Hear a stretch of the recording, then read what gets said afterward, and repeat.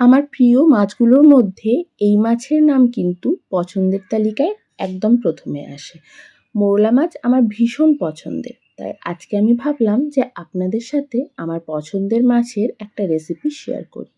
আমার পুরনো বন্ধুদের সাথে থাকার জন্য অসংখ্য ধন্যবাদ, আর নতুন বন্ধুদের চ্যানেলে স্বাগত জানিয়ে চলুন শুরু করে দিই আজকের রেসিপি। নমস্কার বন্ধুরা, আমি ঋতুপর্ণা। বঙ্গনারী হেসেলের আরও একটি নতুন পর্বে আপনাদের সকলকে স্বাগত জানাই।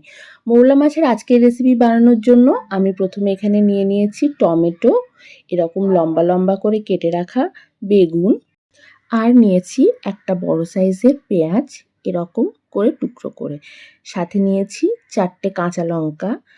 এই রান্নাটা একটু ঝাল হলেই ভালো লাগে, আপনারা ঝালটা স্বাদ অনুযায়ী নেবেন, আর ধনেপাতা। প্রথমেই মোরলা মাছটাকে নুন আর হলুদ দিয়ে ম্যারিনেট করে নেব। তারপর মোরলা মাছটাকে প্রথমে ভেজে নেব। যে কোনো মাছ রান্নার ক্ষেত্রে আমাদের প্রথমে এই স্টেপটাই করতে হয়। তাই কড়াইয়ে দিয়ে দিচ্ছি সর্ষের তেল। সর্ষের তেল দিয়ে পুরো রান্নাটা করব। সর্ষের তেলটা যখন খুব ভালো করে গরম হয়ে যাবে, মানে যখন সর্ষের তেলটা থেকে ধোঁয়া উঠতে শুরু করবে, ঠিক সেই সময় কিন্তু মোরলা মাছগুলো কড়াইয়ে ছাড়বো। তার আগে ছাড়লে কিন্তু কড়াইয়ে মোরলা মাছগুলো লেগে যেতে পারে। তাই অবশ্যই দেখবেন যে কড়াইটা যেন একদম পুরোপুরি গরম হয়ে থাকে। মোরলা মাছগুলোকে কিন্তু খুব বেশিক্ষণ ভাজবো না, সামান্য একটুক্ষণ তেলের মধ্যে নাড়াচাড়া করে তারপর এগুলোকে তুলে রাখবো। খুব বেশিক্ষণ যদি, মানে বেশি কড়া করে যদি মোরলা মাছ ভাজা হয়, তাহলে মোরলা মাছের স্বাদ নষ্ট হয়ে যায়। দেখুন, মোরলা মাছগুলো আমার এখন ভাজা হয়ে গেছে। আমি এই অবস্থাতে মোরলা মাছগুলো তুলে অন্য একটা পাত্রে সরিয়ে রাখবো।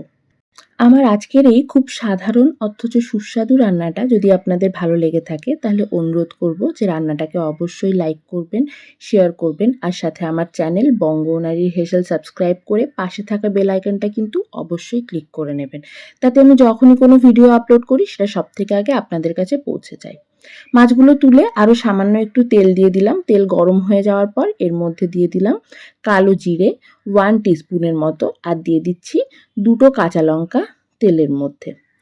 কাঁচা লঙ্কাটা দেওয়ার কারণ হচ্ছে, কালো জিরের সাথে কাঁচা লঙ্কা দিলে তেলের মধ্যে গন্ধটা ভীষণ সুন্দর বেরোয়।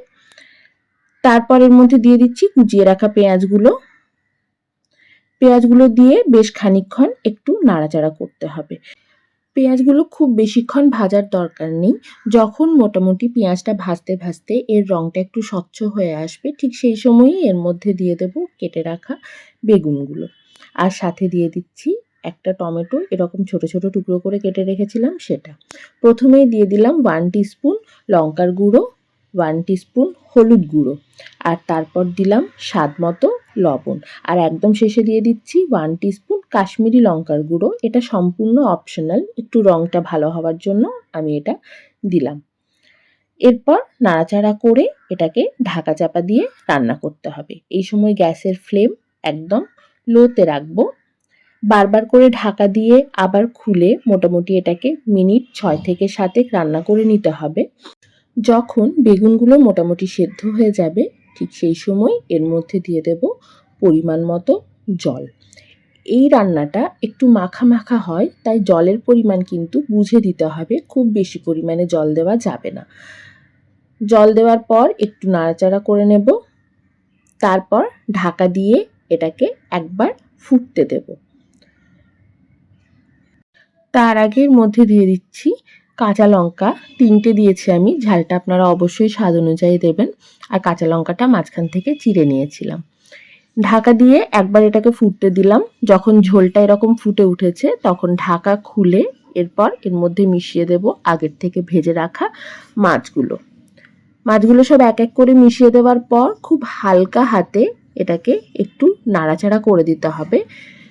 এই সময় একটু খেয়াল রাখতে হবে যাতে নাড়াচাড়া করার জন্য মাছগুলো ভেঙে না যায়। এরকম ভাবে হালকা হাতে খুন্তি দিয়ে একটু নাড়াচাড়া করে দিলাম মাছগুলোকে। এরপর আরও মিনিট 3 আমি এটাকে রান্না হতে দেব, মানে ঝোলটা আরও একবার ফুটে উঠবে এবং মাছগুলোর মধ্যে ঝোলের ফ্লেভারটা খুব ভালো করে ঢুকবে। এরপর ওপর থেকে ছড়িয়ে দিলাম ধনেপাতা কুচোনো।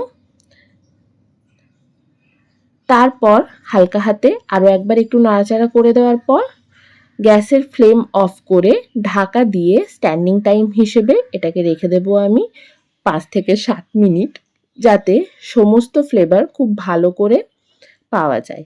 ব্যাস, তারপর গরম গরম ভাতে সার্ভ করুন মোরলা মাছের এই রেসিপি। আশা করি আপনাদের ভীষণ ভালো লাগবে।